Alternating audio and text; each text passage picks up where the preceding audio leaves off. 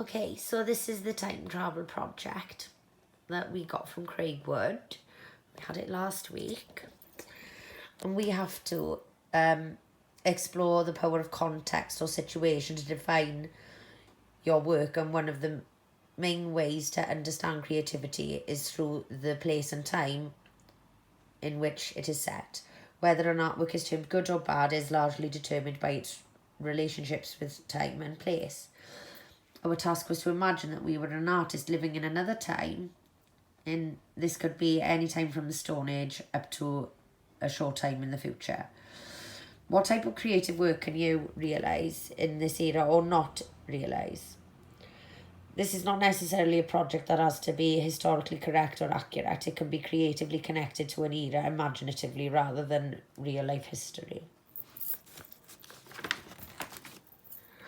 I decided that I was going to travel back in time to the 1980s. I would be one of the founders of the Craftivism sisterhood called the Guerrilla Girls, formed in New York City in 1985 with the mission of bringing gender and racial inequality into focus within the greater arts community.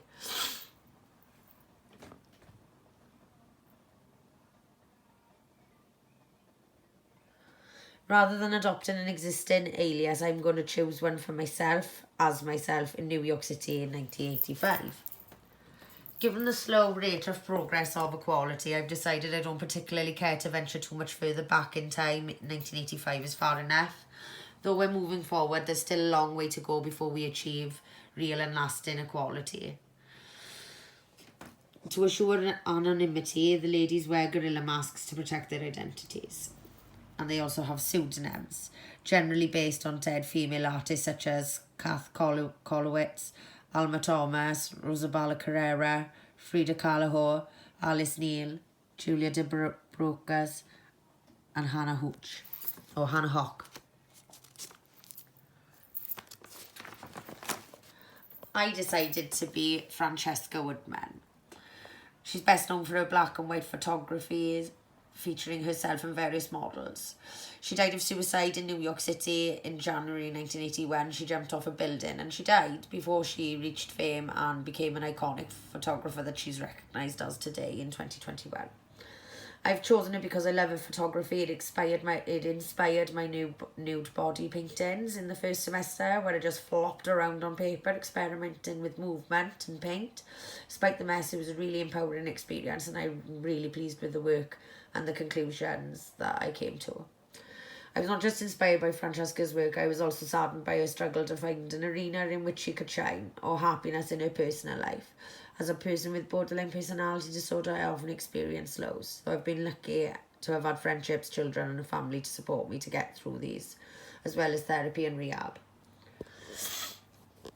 New York in 1985, it became a tourist attraction. Times Square was an eclectic mix with its legendary, grand but slightly run-down theatres, ever-evolving moral-fueled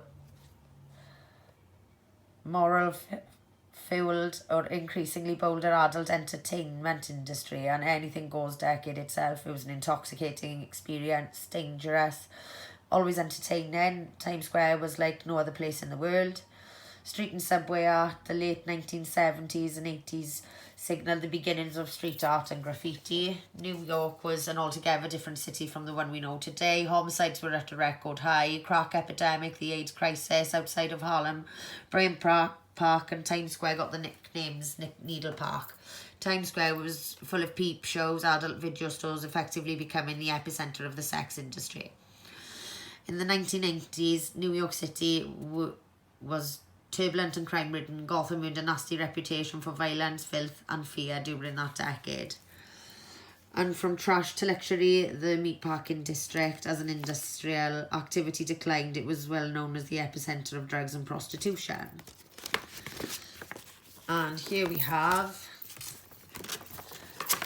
some of these highlights of New York in the 80s. You can see the places people went, the street art, Meryl Streep, women in Times Square in fur coats. Yeah. And then on the other side of this, we have the UK as a comparison. We had very different social issues. We had the coal mining strike. Leading the feminist movement in this country was Diane Abbott. She was the first woman of colour to have a seat in the House of Commons, and she made history being the first black woman coming from a working class father. His father was a welder, her mother was a nurse. I made some cute little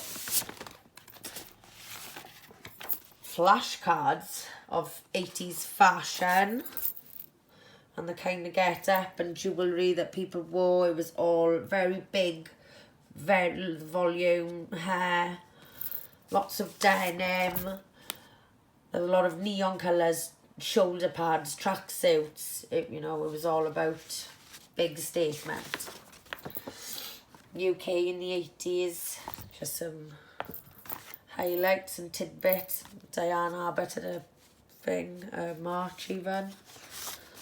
And then we have the music in the 80s, music I love. Bon Jovi, Journey, Run DMC, Michael Jackson, Kate Bush, Salt and Pepper, Dexy Midnight Runners, Sting and the Police, Cameo, Blondie with Debbie Harry and Journey. Like loads of really cool things. And the films of the 80s, like just some of my favourites I've included on here, like Flashdance, Footloose, Stand By Me, Lost Boys, Labyrinth, Top Gun, Pretty in Pink, Breakfast Club, Dirty Dancing, E.T., all of the iconic ones that we think of when I think of when I think of the 80s. And we have smartphones and stupid people. We have TV shows about people watching TV shows.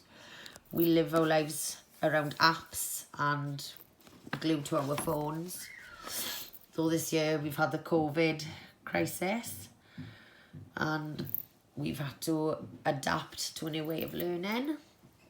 So this is my research, if you like.